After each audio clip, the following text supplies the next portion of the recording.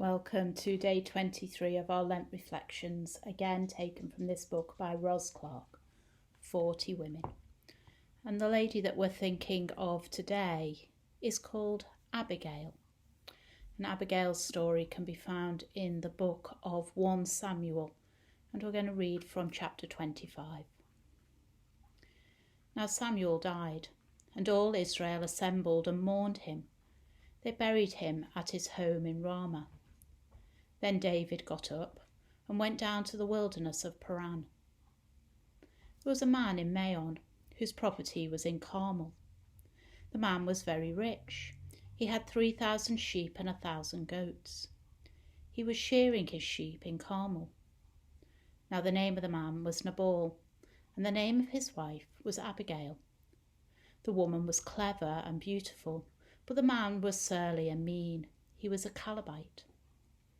David heard in the wilderness that Nabal was shearing his sheep, so David sent 10 young men, and David said to the young men, "Go up to Carmel, and go to Nabal, and greet him in my name. Thus you shall salute him. Peace be to you, and peace be to your house, and peace be to all that you have. I hear that you have shearers. Now your shepherds have been with us, and we did them no harm, and they missed nothing all the time that they were in Carmel. Ask your young men, and they will tell you. Therefore, let my young men find favour in your sight, for we have come on a feast day. Please give whatever you have at hand to your servants and to your son David." When David's young men came, they said all this to Nabal in the name of David, and then they waited. But Nabal answered David's servants, "Who is David? Who is this son of Jesse? There are many servants today who are breaking away from their masters. Shall I take my bread and my water and meat that I have butchered from my shearers and give it to men who come from I do not know where?" So David's young men turned away and came back and told him all this. David said to his men, "Every man strap on his sword." And every one of them strapped on his sword. David also strapped on his sword, and about 400 men went up after David, while 200 remained with the baggage. But one of the young men told Abigail, Nabal's wife, "David sent messengers out of the wilderness to salute our master, and he shouted insults at them. Yet the men were very good to us, and we suffered no harm, and we never missed anything when we were in the fields, as long as we were with them. They were a wall to us both by day and by night, all the while we were with them keeping the sheep. Now therefore know this, and consider what you should do, for evil has been decided against our master and against all his house.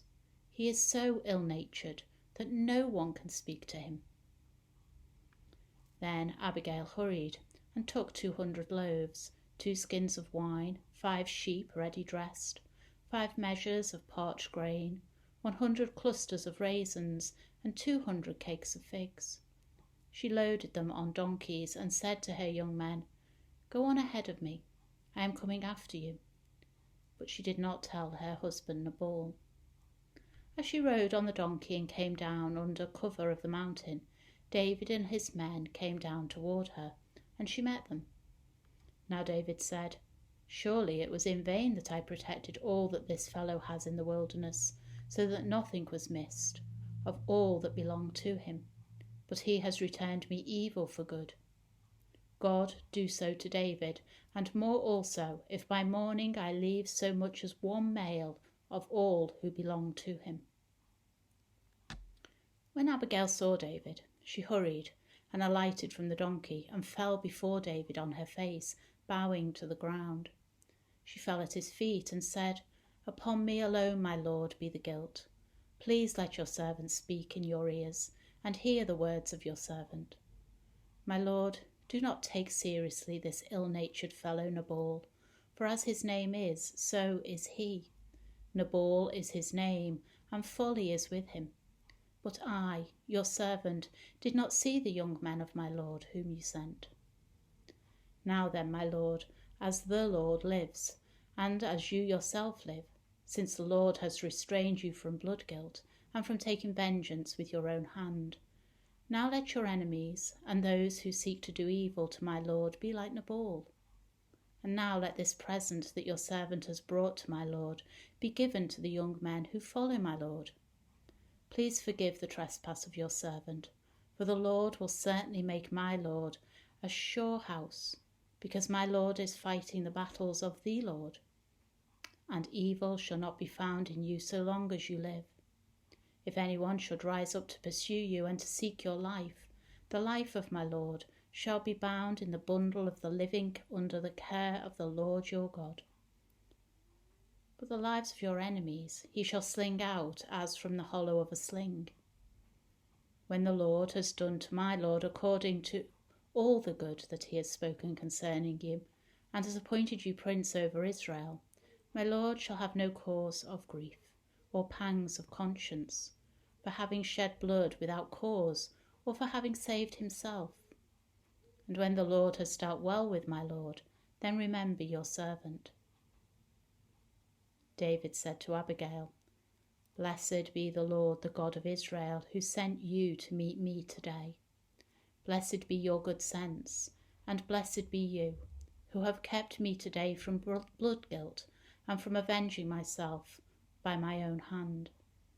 For as surely as the Lord, the God of Israel, lives, who has restrained me from hurting you, unless you had hurried and come to meet me, truly by morning there would not have been left to Nabal so much as one male. Then David received from her hand what she had brought him. He said to her, Go up to your house in peace. See, I have heeded your voice, and I have granted your petition. Abigail came to Nabal. He was holding a feast in his house, like the feast of a king. Nabal's heart was merry within him, for he was very drunk. So she told him nothing at all until the morning light.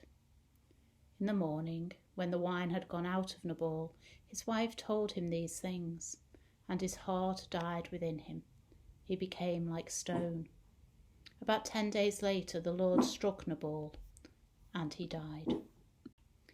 In the morning, when the wine had gone out of Nabal, his wife told him these things, and his heart died within him. He became like a stone. About 10 days later, the Lord struck Nabal, and he died. When David heard that Nabal was dead, he said, Blessed be the Lord, who has judged in the case of Nabal's insult to me, and has kept back his servant from evil. The Lord has returned the evil doing of Nabal upon his own head. Then David sent and wooed Abigail to make her his wife.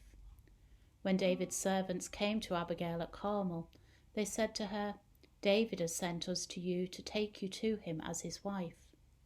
She rose and bowed down with her face to the ground and said, Your servant is a slave to wash the feet of the servants of my Lord. Abigail got up hurriedly and rode away on a donkey. Her 5 maids attended her. She went after the messengers of David and became his wife. The first thing that we're told about Abigail is that she is both intelligent and beautiful, which is nice, because usually it seems as if the first thing that we're told about women in the Old Testament is that they're infertile or jealous or wicked. But sadly for Abigail, the second thing we're told is that her husband is surly and mean in his dealings. Like so many women in similar situations, she has turned her intelligence to handling her abusive husband. She has worked out how to manage him and how to minimize the damage he can do. It's no life, but it's Abigail's life, and she's living it as best she can. When David sent word to Nabal asking for a favour, in return for the good treatment David had shown Nabal's men, it's no surprise that the unpleasant, ungenerous Nabal refuses. But the servant who heard the message being delivered realises it would be worth telling Abigail about it. For if nothing is done, Disaster is hanging over our master and his whole household. He is such a wicked man that no one can talk to him. Abigail thinks fast and acts fast. She gathers the provisions David has asked for and rides out to meet him. She tells him not to pay any attention to her husband and instead offers her gift generously. For Abigail, it seems, recognises in David the one who is fighting for the Lord. She asks that when he is king, he will remember her. Perhaps she even hopes that he might rescue her from her unhappy marriage. And at the very least, surely she hopes for some return for the favour she has shown him. But in the end, she does the right thing because it's the right thing. She does the right thing because she fears God more than she fears any person, even her own husband. She does the right thing because she recognises David as the Lord's anointed servant and leader over Israel. She can't have known that just 10 days later Nabal would be blind drunk, or that the next day, when he'd sobered up, she'd finally pluck up the courage to tell him what he had done, or that when he heard, his heart, weakened from years of drunkenness and indulgence, would just stop, dead. It would have been impossible for Abigail to predict that David, when he had heard of Nabal's death, would send for her and make her his wife. Abigail fears the Lord and acts accordingly. God honours Abigail's actions and rescues her from her miserable marriage. She becomes David's wife.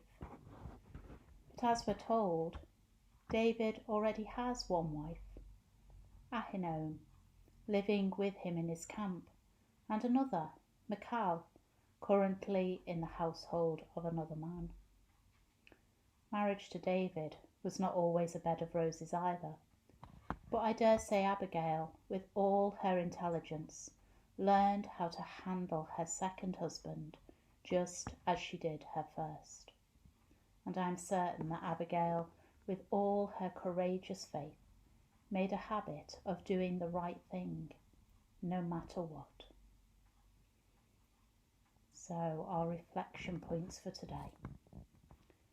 What should a faithful Christian woman do if she were to find herself married to a man like Nabal? And when is it hard to do the right thing? And why should you do it anyway? Let's pray. Sovereign God, give us the courage to face what is before us and the faith to do what is right, no matter where it might lead. Teach us how to live wisely, to love generously, and act justly in every circumstance. Amen.